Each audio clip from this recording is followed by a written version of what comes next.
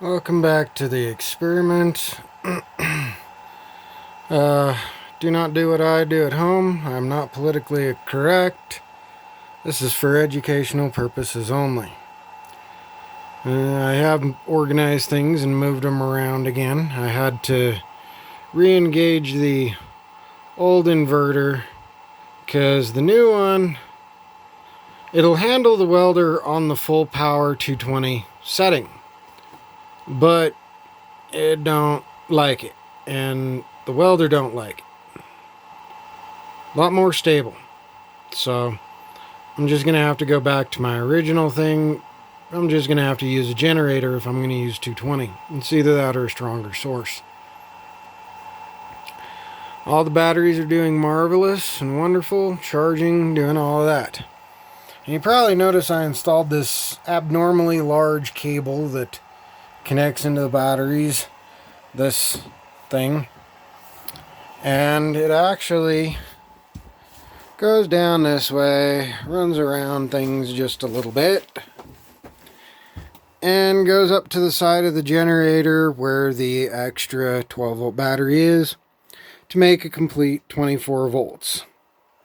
That way this overgrown thing can get the voltage that it needs to be able to, 1, operate, and 2, start.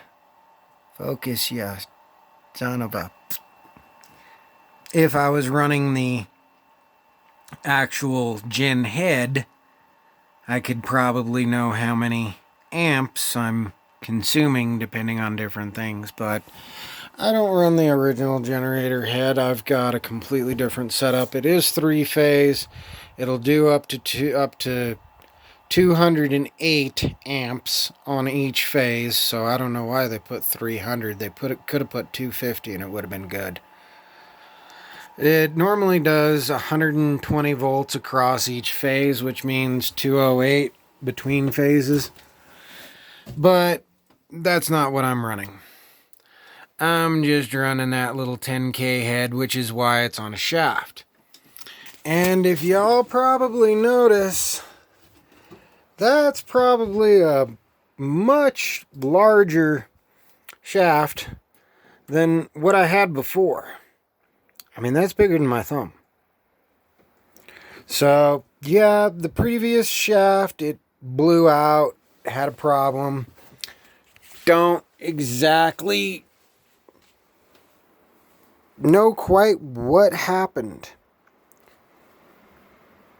But it just, tink, snapped right in two. So I took it all apart, and bearing's still good. But, yeah, bearings freaking wonderful. But shaft snapped right in two, so I was like, okay, definitely the wrong size. But I was gonna give it a start here because the engine's hasn't been warmed up. It's pretty cold. It hasn't run for a few days because I've had to redo that shaft and redo the belts and respace everything. Oh, by the way, the shaft, the bearings, the pulleys, the hubs that go between the pulleys and the shaft, the keyway, all the materials from that is provided via Pueblo Bearing. Thank you.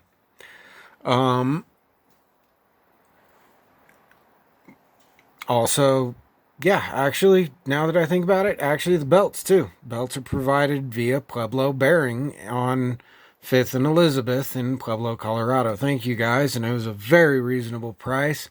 Spent less than $200 for everything that I needed. I imagine there are some that can probably get it cheaper, but, you know, these are really good parts. Especially consider what they're going through. And all that material there is just recycled material from different random projects. Anyway.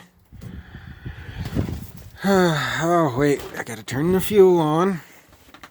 Now, as with all things that I have done stuff with... Oh, wait. You know what? I really should explain something. These red hoses that are coming out of here. Yeah, I put the black tape to protect them just in case they do rub on that freaking metal frame. And I will be checking that periodically.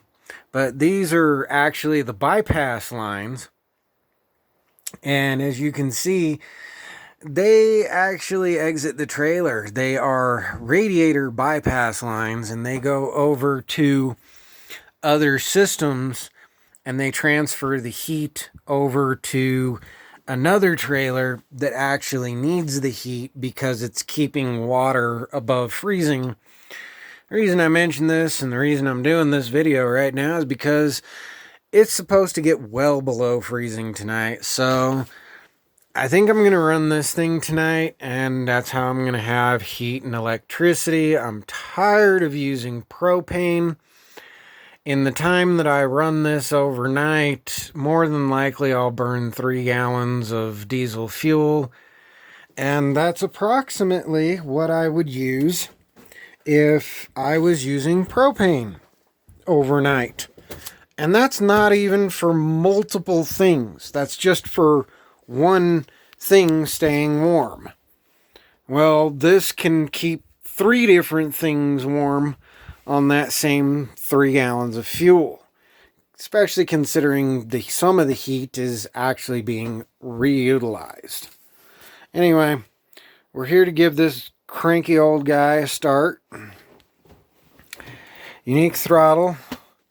It's got one of them throttles that you can set and adjust, because what it is this generator is for those of you who know what's going on, this is a synchronous generator. Now what that means is there's a electromagnet gizmo bob that's spinning in there on the spinny bit, and that permanent magnet is the reason I told you that it consumes a little bit of electricity. Well, this permanent magnet that's spinning in there is called synchronous because the only way to get a proper 60 hertz out of this generator, as you can see by this gauge right here, is to set the RPM of the engine to the right RPM, exactly 1,800, maybe 1,805 RPM, and you will get exactly 60 hertz. Now, probably 1,100 RPM, 1,900 RPM, you'd start coming up in hertz, you wouldn't gain any voltage. Your voltage is controlled by this adjustment knob. These old school generators were something else. Anyway, back to giving it a start. Set the throttle. Move it just a little bit past the lock-in location. That way it'll actually give it a little bit of extra oomph in its start. Finger on the start button and shoot your way.